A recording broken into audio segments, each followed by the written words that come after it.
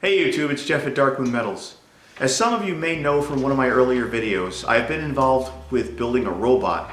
The FRC Steamworks or First Steamworks competition is coming up soon, and I was tapped by a friend to be a mentor on my local high school's robotics team.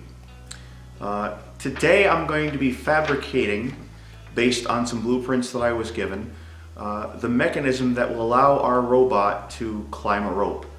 And I have everything laid out in the plasma cam. In fact, I have some pieces already cut, but I ran into a very interesting problem, and I need to address the problem and see if I can get it taken care of, because everything kind of hinges on this for my part of the build.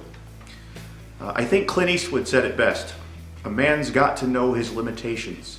Well, knowing the limitations of your machinery is also something that can be very valuable if you're in my line of work. But knowing the limitations means you also know their capabilities and what they can do. So let me show you how I'm going to overcome a problem that I've just run into. Alright YouTube, so as you can see, these are the drawings that I was provided.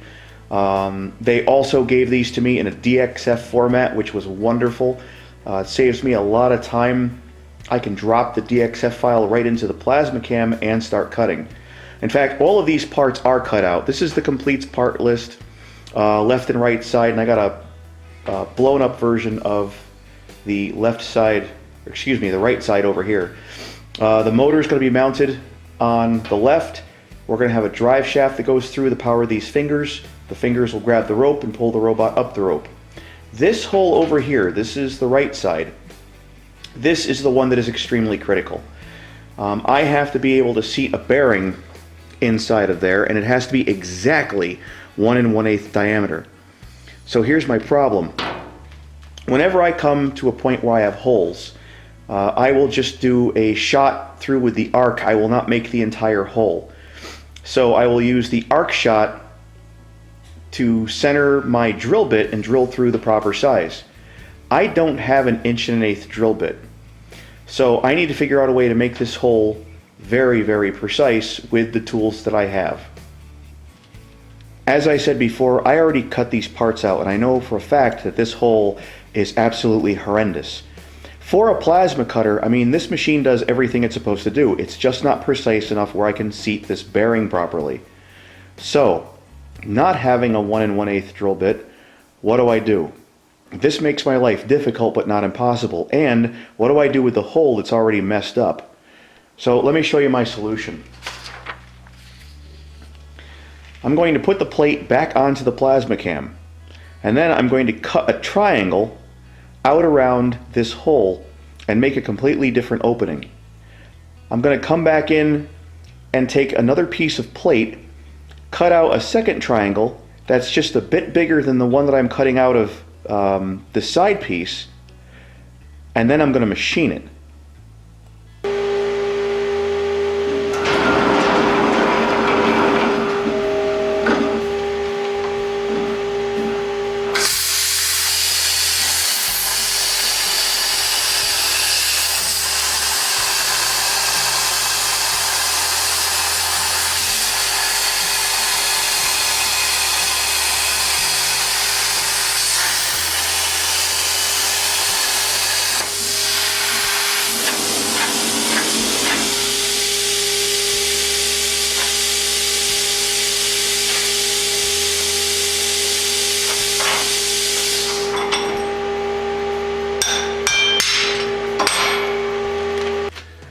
Okay folks, the triangle is cut. Now this triangle is about 30 thousandths bigger in every direction than the triangle that I cut out of the right side of the assembly.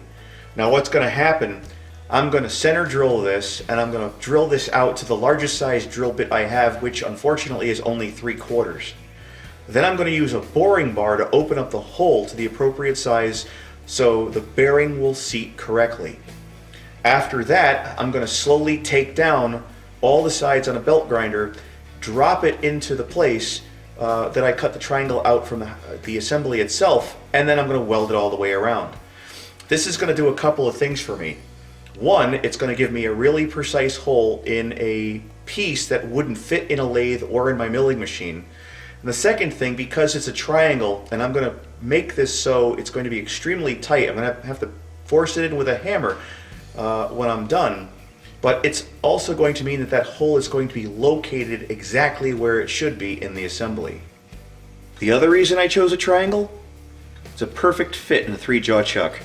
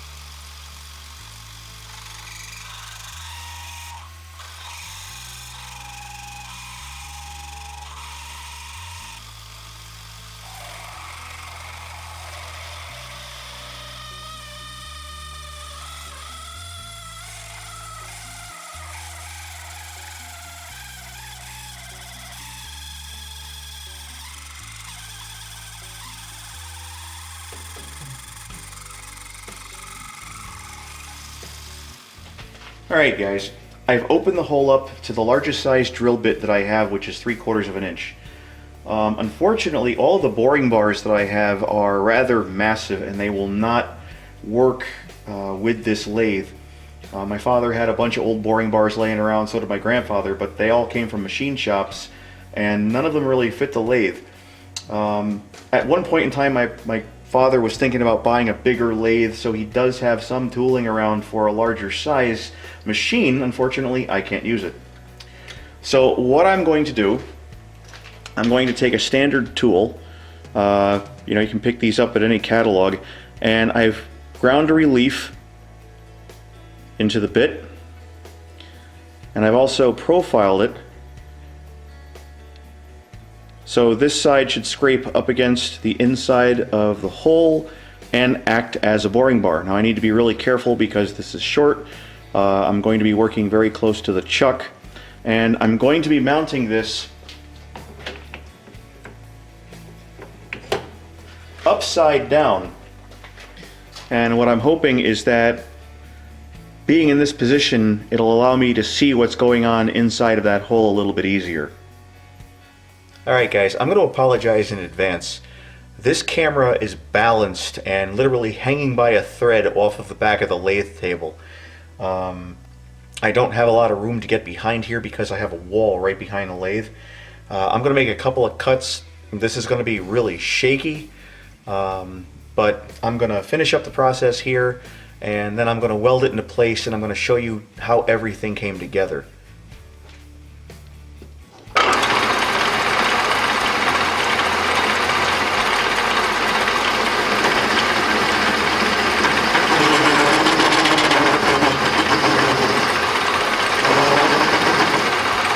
Alright YouTube, there's the drawing, there's the part.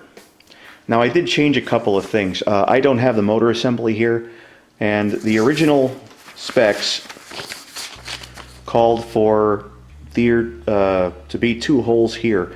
And what I did is I actually cut that completely out because that shaft and everything there is going to be supported by the gearbox assembly itself. So I was able to eliminate that. I opened up the sides, and they told me that I can kind of have a creative license to open up different spaces and try to save as much weight as I could. So there are the specs for our bearing. Let's see how it fits. I came in and welded one side and ground it flushed. I didn't bother with the bottom, and I left a little bit at the top so you can still see that this was a triangle. It's completely welded in the back, but I wanted you guys to be able to see how this thing fit into place. And this was tight enough where I beveled the back edge and seated this in with a press. So it is an extremely tight fit. You cannot see daylight through any of these lines. So I've got the bearing here.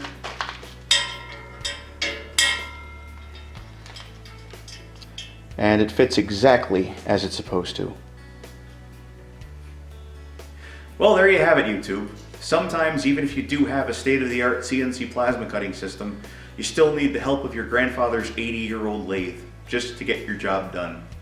I hope you enjoyed this video, and before I wrap things up, I really want to take the opportunity to thank the members of my team, especially the folks who tapped me and asked me to be a part of it. It has been a learning experience. I picked up a lot of new and very interesting things as far as robotics are concerned, stepper motors and things that I never knew before. So even though I'm working right alongside of high school students, I think I'm learning just as much as they are through this process. If you're interested in this sort of thing, check out FRC Steamworks or First Steamworks. You can do a Google search or check them out on YouTube. There are a lot of different teams out there who've uploaded videos that show their bots working. We haven't gotten to that point yet, as you can tell, because I still have parts of our bots sitting on the plasma table.